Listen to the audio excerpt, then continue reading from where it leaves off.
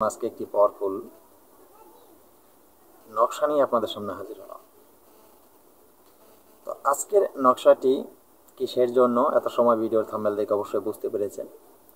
তো বন্ধুরা, আমি সর্বপ্রথম আপনাদের কাছে একটি কথা বলে নিব, যেটা হলো আমি ইদানিং বেশ কিছুদিন আপনাদের কোনো ভিডিও দিতে পারি নাই। কেন দিতে পারি নাই?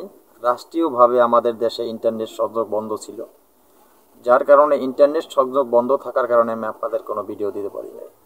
এজন্য কেউ মনে কষ্ট নেবেন না। তো এখন থেকে আবার প্রতিদিন আমি আপনাদেরকে নিত্য নতুন আগের মতন ভিডিও দিব। তো আজকে যে এই পাওয়ারফুল নকশাটি নিয়ে আপনাদের সামনে হাজির হলাম। এই পাওয়ারফুল নকশাটি আপনারা কিভাবে ব্যবহার করবেন, কিভাবে অঙ্কন করবেন, কিভাবে আপনারা এই নকশাটি থেকে সুফল পাবেন, আমি সব কিছু নিয়মগুলি বলে দেব আপনাদেরকে। আজকে এই পাওয়ারফুল নকশাটি এজন্য নিয়ে এসেছি, অনেক আমার সাবস্ক্রাইবার বন্ধুরা কমেন্ট করেছেন যে গুরুজি,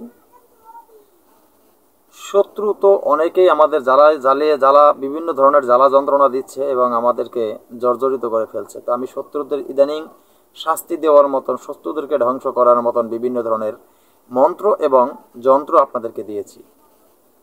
তারপরও বিভিন্ন কমেন্ট আসছে। তো কমেন্ট আসার কারণ আজকের এই যন্ত্রটি দিলাম। আপনার শত্রু যত বড়ই শক্তিশালী হোক, আমার বলা নিয়ম মতো যদি এই নকশাটি আপনি প্রয়োগ করতে পারেন, আপনার শত্রু সারা জীবন আপনার গোলাম হয়ে থাকবে, বোকা হয়ে থাকবে। বোকা আগে চালাক ছিল, আগে সবার উপরে কথা বলছে, তার সাথে কথা বলে কেউ পারে নাই, তার সাথে চালাকিতে কেউ পারে নাই। আপনি এই নকশা প্রয়োগ করার, আমি যে নিয়ম বলবো, নিয়ে প্রয়োগ করার পরে মাত্র 7 দিন, 1 সপ্তাহের ভিতরে বলদ হয়ে যাবে। বলদ আর কোনো কথা বলতে পারবে না সবার সামনে, চিরদিনের জন্য বলদ হয়ে যাবে। এই পাওয়ারফুল নকশাটি আজকে আমি আপনাদের জন্য নিয়ে এসেছি। নকশাটি আপনারা কিভাবে প্রয়োগ করবেন সেই নিয়মটি বলে দেব। তার আগে সবার কাছে বলে রাখি, আমার চ্যানেল অলৌকিক শক্তি চ্যানেলটি সাবস্ক্রাইব করে পাশে থাকা বেল আইকনটি বাজিয়ে নোটিফিকেশন অন করে রাখবেন, যাতে আমি কোনো নতুন ভিডিও আপলোড করার সাথে সাথে সবার আগে আপনার কাছে চলে যায়। হ্যাঁ বন্ধুরা, আর একটা কথা বলে রাখি, আমি আপনাদের সকলকে বলেছি আমার চ্যানেলের সাথে যদি আপনারা থাকেন, তন্ত্রমন্ত্র যন্ত্র শিক্ষা করে ভালো একজন কবিরাজ হতে পারবেন। হ্যাঁ, এখনও বলে রাখি, আমার চ্যানেলের সাথে আপনারা ধৈর্য ধরে থাকেন। রাষ্ট্রীয় ঝামেলার কারণে ইন্টারনেট সংযোগ ছিল না, আমি আপনাদেরকে ভিডিও দিতে পারিনি, তাই বলে মনে কেউ কষ্ট নেবেন না। প্রতিদিন নিয়ত আগের মতন ভিডিও এখন আপনারা পাবেন। তো বন্ধুরা, আমি এই যে নকশাটি আপনার জন্য নিয়ে এসেছি, এই নকশাটি আপনারা প্রয়োগ করবেন খুব সহজে প্রয়োগ করতে পারবেন। তো আমি কথা না বাড়িয়ে ভিডিওর মূল আলোচনায় চলে যাচ্ছি। ভিডিও কেউ টেনাটুনি স্কিপ করে দেখবেন না। ভিডিও যদি আপনারা টেনাটুনি স্কিপ করে দেখেন, আমি সঠিক নিয়ম বলে গেলাম, আপনারা সঠিক নিয়মগুলো শুনলেন না। আপনারা ভুল নিয়ম শুনে ভুলভাবে কষ্ট করে যন্ত্র প্রয়োগ করলে যন্ত্র কোনো কামে আসবে না। আমি আপনাদেরকে সবসময় বলে রাখি, আপনারা ভিডিওকে স্কিপ করে দেখবেন না। তারপরও ভিডিও অনেকে স্কিপ করে দেখেন, আবার কমেন্ট করেন, আবার অনেকে আমাকে ফোন করে বলেন যে গুরুজি এই ভিডিওতে মন্ত্র নেই। প্রত্যেকটা ভিডিওতে আমার মন্ত্র দেওয়া আছে। আবার কেউ বলেন গুরুজি এই ভিডিওতে যন্ত্র নেই, যন্ত্র দেওয়া আছে। আপনারা ভিডিও স্কিপ করে দেখেন, তাই আপনারা মন্ত্র এবং যন্ত্র খুঁজে পান না, অকারণে আমাকে ফোন দিয়ে আমাকে যারা ডিস্টার্ব করছেন। তো আমি আপনাদেরকে বলবো, ভিডিওকেও টেনাটুনি স্কিপ করে দেখবেন না। সঠিক মতন ভিডিও দেখে, সঠিক নিয়ম শুনে, সঠিক নিয়ম মতন আপনারা কাজ করেন, আপনারা সুফল পাবেন। কারণ এই ভিডিওগুলি আপনাদেরকে যে আমি দেই, এই নকশাগুলি দেই, আপনারা দেখবেন গুরুমুখীবিদ, যেগুলো ডায়েরি থেকে আমি আপনাদেরকে দিতেছি, কোনো কিতাব থেকে আপনাদেরকে দিতেছি না।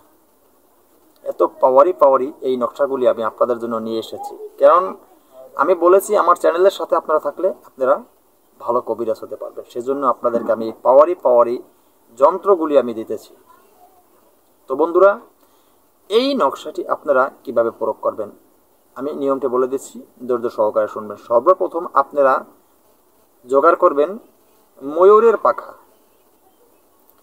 ময়ূরের পাখা এবং যে কোনোভাবে ময়ূরের পাখা জোগাড় করবেন, এবং লাল পাখি বলতে চিল আছে, চিলের শরীর লাল, এবং এরকম লাল রঙের যে ধরনের কোনো পাখি হোক, সেই পাখির একটু পগান নেবেন, পাখা।